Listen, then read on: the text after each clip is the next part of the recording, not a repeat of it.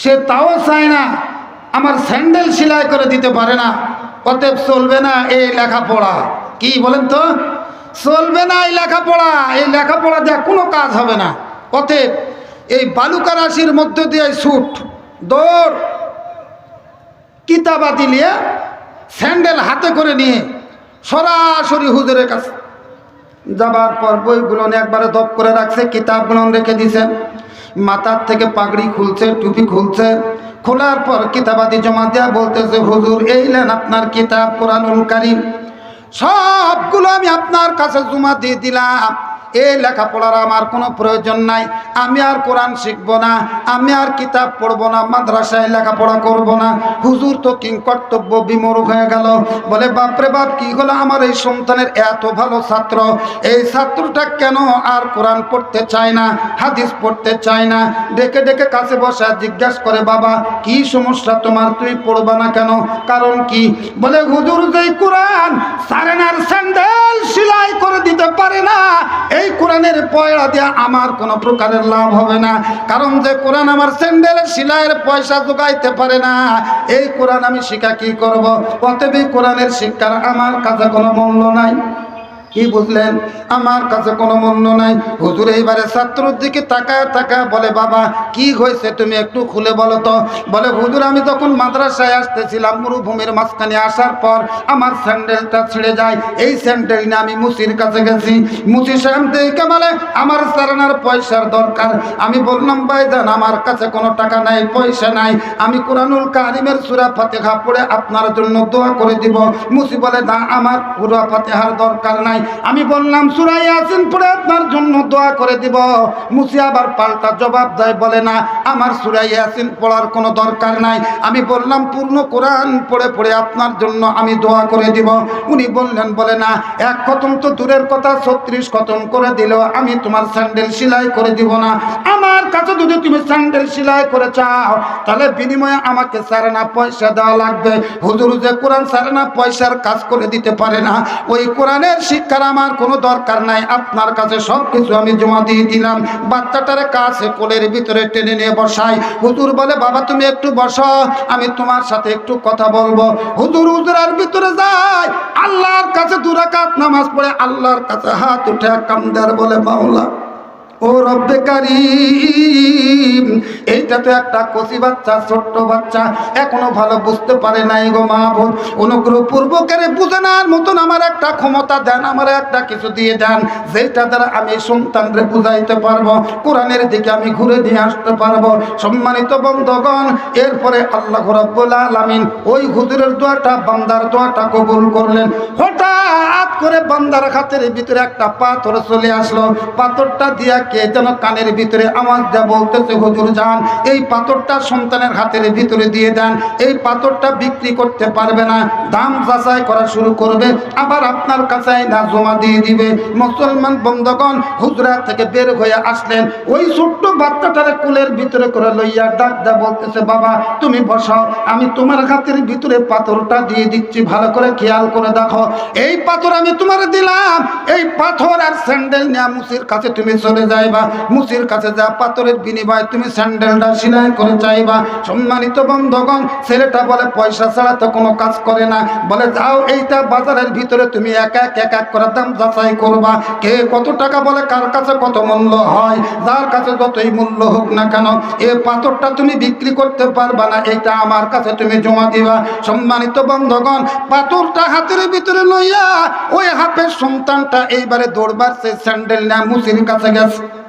যে মুসির কাছে প্রথমে গিয়েছিল, মুসিরের ডাক দেয়া বলে, বাপজান এই যে নাও আমি আপনার স্যান্ডেলটা দিচ্ছি, স্যান্ডেলটা সেলাই করে দাও। বলে বিনিময় তো চারে না, পয়সা দেওয়া লাগে, তোমারে বলছি, তুমি তো নাছোড় বান্দা, তুমি কেন কথা শোনো না? সম্মানিত বন্ধুগণ, ছেলেটা ডাক দেয়া বলে, হুজুর পয়সা নাই, আমার স্যান্ডেল সেলাইয়ের বিনিময়ে আপনার একটা সুন্দর পাথর উপহার দিব, এই পাথরের বিনিময়ে আমাকে স্যান্ডেলটা সেলাই করে দাও। ও মুসলমান বন্ধুগণ, মুসি সাহেব পাথরটা লইল, হাতের ভিতরে লইয়া ছাড় কইরা চাকচিক্যের দিকে খেয়াল করলো বটে, কিন্তু একবারে দূরে নিক্ষেপ করে ছুড়ে দিয়ে বলে, যাও তুমি আমার কাছ থেকে দূর হয়ে চলে যাও, এ পাথরের আমার কাছে দাম নাই। আমি তোমারে প্রথমেই বলেছিলাম আমার কাছে চারে না, পয়সার মূল্য সবচাইতে বেশি, পাথর দেয়া আমার কোনো লাভ নাই। অতএব তুমি চলে যাও, আমি তোমার স্যান্ডেল সেলাই করে দেব না। ছেলেটা পাথর কুড়াই নিয়ে এবারে মুদির দোকানে গেছে। মুদির দোকান তো বোঝেন, মুদির দোকানে গেছে। যাওয়ার পরে বলতেছে, ভাই আমার এই পাথরটা আমি বিক্রি করব, ভাই আমার পাথরটাকে আপনি নেবেন? দোকানদার মালিক ছেলেটার চেহারার দিকে তাকায় মনে মনে চিন্তা ভাবনা করলো, ছেলেটা তো খুব অসহায়, মনে হয় কোনো কিছু খায় না। অতএব এই পাথরটা আমি 5 টাকা দিয়ে কিনে এলে। সুবহানাল্লাহ বলেন। বলে, বাবা তোমার পাথরটা যদি আমাকে দাও তাহলে পাথরটা আমার কাছে আমি কিনে নিব, বিনিময়ে 5 টাকা আমি তোমারে দিব, কারণ আমার দোকানের একটা আদা পোয়া হারিয়ে গেছে, এটা সেই কাজ হবে। কিসের জন্য?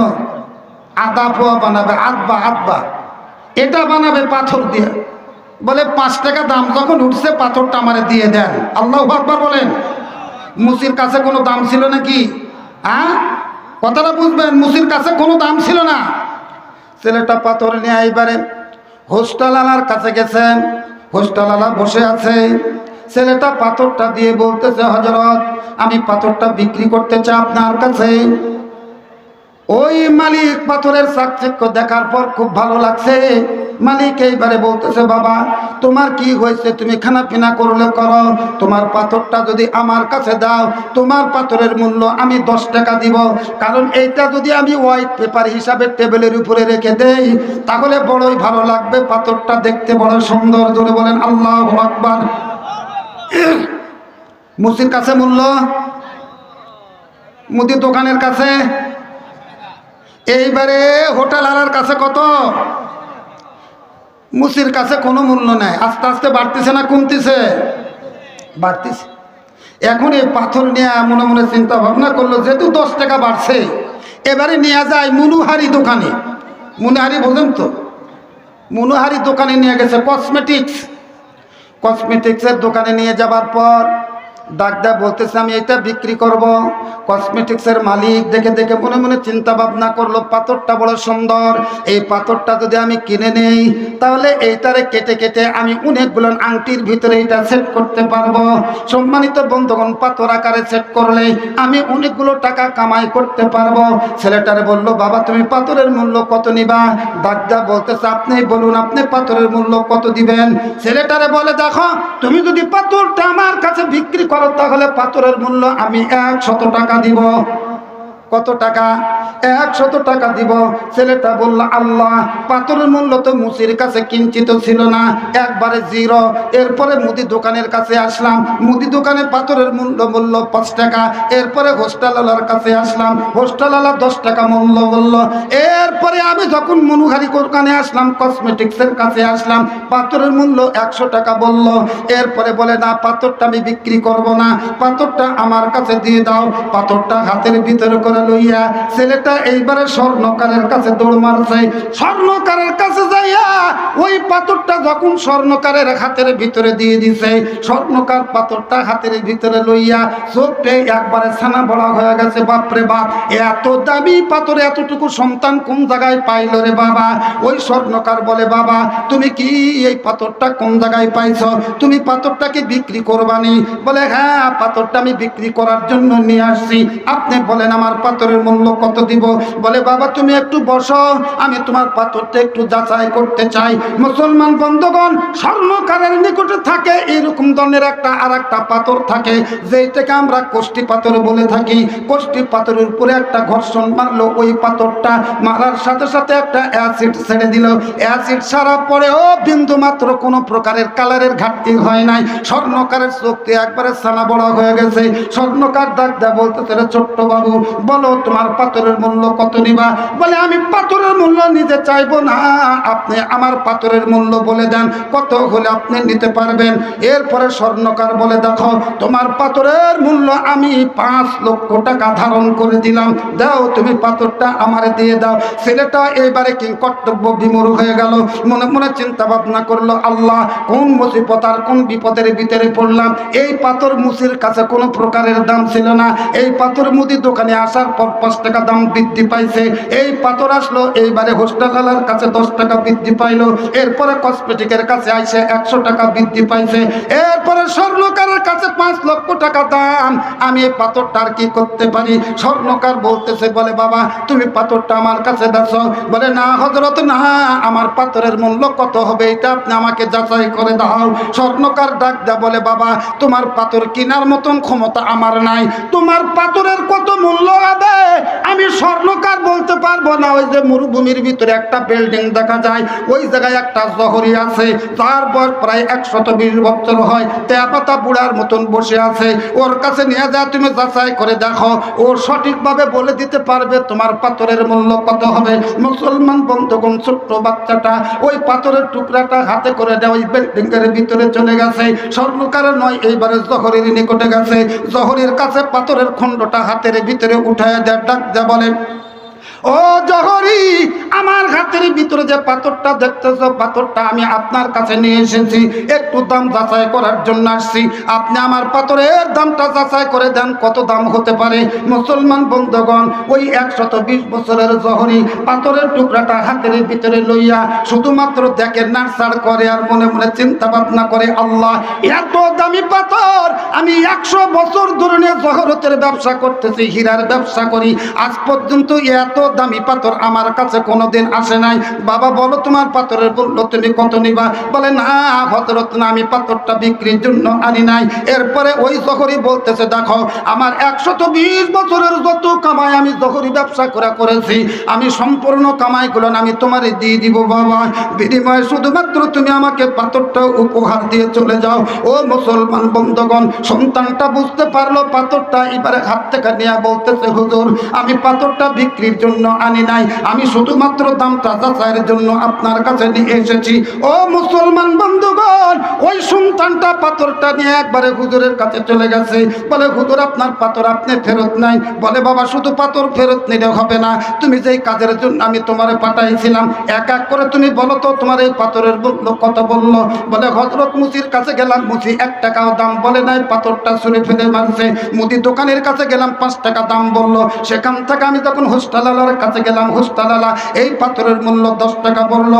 আমি কসমেটিকওয়ালার কাছে গেলাম, কসমেটিকওয়ালায় 100 টাকা দাম বললো। সেখান থেকে আমি যখন স্বর্ণকারের কাছে যাই, 5 থেকে 10 লক্ষ টাকা দাম বলেছে, কিন্তু আসল দাম সে বলতে পারে নাই কত হবে।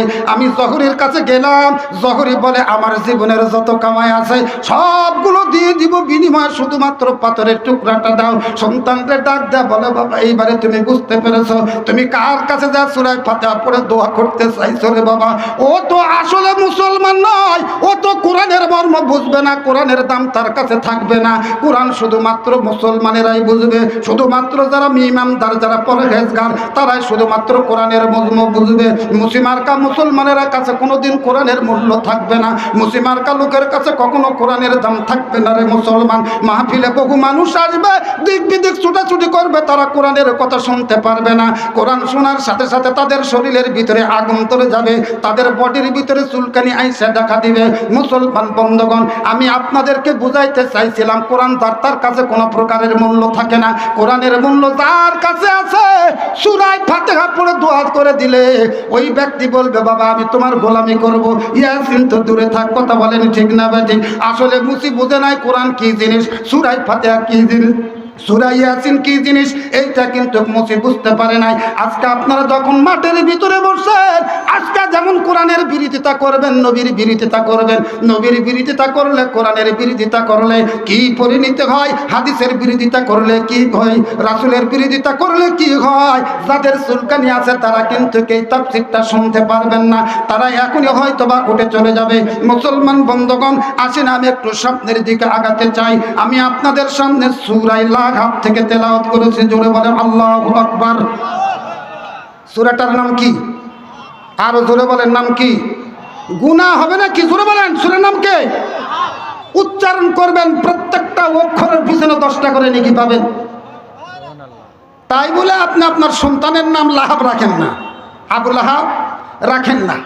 সূরাটা মক্কায় অবতীর্ণ, খুব কান লাগা ধীরে স্থিরভাবে শুনবেন, মজা আছে। হয়তো বা কোথাও শুনছেন কিনা জানি না, শুনেন, মজা পাবেন ইনশাল্লাহ। কোরআনের ভিতরে মজা আছে, শুনতে হবে, বুঝতে হবে, মানতে হবে, তাহলে তো মজা পাবেন। শুধু এক কান্দা ঢুকাইবেন আর এক কান্দা বের করে দিবেন, এতে কোনো মজা লাগবে না, আসবে না। সূরাটা কোথায় অবতীর্ণ? মাক্কি জীবনে মক্কায় অবতীর্ণ হয়েছে। এর আয়াত সংখ্যা 5। আয়াত সংখ্যা কত? জোরে বলেন কত? লাহাব শব্দের অর্থ হচ্ছে আবু লাহাব, অগ্নি শিখার পিতা। কি বলেন তো? আবু লাহাব শব্দের অর্থ কি? অগ্নির পিতা বা অগ্নি শিখার পিতা। আমরা যে আগুন জ্বালাই, যখন চোকার ভিতরে আগুন দেই, আগুনের উপরের যে অংশটা থাকে আমরা কি বলি? যে আগুনের লাভা বাড়াচ্ছে। কথা বলেন না কেন? আমরা আগুনের লাভার কথা বলি না? চুলার ঝিক দিয়া যখন আগুন বের হয়ে যায়, মুখ দিয়া যখন আগুন বের হয়ে যায়, তখন আমরা কি বলি? বাপ রে বাপ, আগুনের লাভা বের হচ্ছে রে। কথা বলেন। আবু লাহাব, আবু লাহাবের চেহারা ছিল অগ্নির মতন টকটকে, লাল টকটকে, যার কারণে তাকে অগ্নিশিখার পিতা বলা হতো, আগুনের পিতা বলা হতো। সম্মানিত উপস্থিতি, ওকে নিয়ে যায় আগুনের ভিতরেই জ্বালানো হবে। কথাটা বোঝেন না? ওকে নিয়ে যা কোথায় জ্বালানো হবে? আগুনের ভিতরেই জ্বালানো হবে। এই মুসলমান বন্ধুগণ, খেয়াল করে দেখেন, আল্লাহ রাসূলকে মহব্বত কিন্তু আবু লাহাব কম করে নাই, ভালোবাসা কম দেয় নাই, যথেষ্ট পরিমাণে ভালোবেসেছেন, যথেষ্ট পরিমাণে স্নেহ করেছেন। সম্মানিত বন্ধুগণ, কথা অনেক বড়, তাফসীরটা অনেক বড়, আমি সেই দিকে যাব না, যাতে করে আপনাদের বোধগম্য হয়। খুব তাড়াতাড়ি সংক্ষিপ্ত আকারে আপনাদেরকে বোঝানোর চেষ্টা করব যে আমরা দুনিয়াতে থাকতে কোনো মাদ্রাসা কোরআনের বিরোধিতা করব না, আলেম ওলামাদের বিরোধিতা করব না, নবী রাসূলের বিরোধিতা করব না, কোরআন সুন্নাহর বিরুদ্ধে আমরা চলবো। মনে থাকবে তো? কথা বলেন, মনে থাকবে তো? মুসলমান জাতি, আমি প্রথমেই বলেছি এর আয়াত সংখ্যা কত? 5। মক্কায় অবতীর্ণ হয়েছে। এখন আসেন, কেন আল্লাহ এই সূরাটা পাঠাইছে? এটাই তো দরকার নাকি কম? আল্লাহ রাসূলের বয়স যখন 40 বছর, কত? জোরে বলেন কত? 40 বছর। এই 40 বছর বয়সে আল্লাহর পয়গম্বর হেরা গুহায় ধ্যানরত অবস্থায় ছিলেন। এই যে রমজান মাস গেল, রমজান মাস, সম্মানিত বন্ধুগণ, 622 খ্রিস্টাব্দে এই রমজান মাসে 27 তারিখে, 26 তারিখ দিবাগত রাত্রে আল্লাহ রাব্বুল আলামিন হযরতে জিবরাইল আলাইহিস সালাতু সালামের মারফতে সূরা আলাকের প্রথম 5টা আয়াত নিয়ে আসে। জোরে বলেন আল্লাহু আকবার। আরো জোরে বলেন আল্লাহু আকবার। মুসলমান বন্ধুগণ, আল্লাহর হাবিব যখন গুহায় ছিলেন, হযরতে জিবরাইল আলাইহিস সালাতু সালাম গুহার ভিতরে মানুষের আকৃতিতে আসলেন, কিন্তু নবী করিম সাল্লাল্লাহু আলাইহি ওয়াসাল্লাম একেবারে তাকায় দেখে মাথাটা একবারে আসমানে, পাটা একবারে জমিনে। আল্লাহ রাসূল হতাশ হয়ে গেলেন। মুহূর্তের মধ্যেই একেবারে মানুষে একেবারে নিজের সমানে সমান হয়ে গেলেন। জোরে বলেন আল্লাহু আকবার। আল্লাহর পয়গম্বরকে ডাক দিয়ে বললেন, ইয়া রাসূলুল্লাহ, হাবিবাল্লাহ, ইকরা বিইসমি রাব্বিকাল্লাযী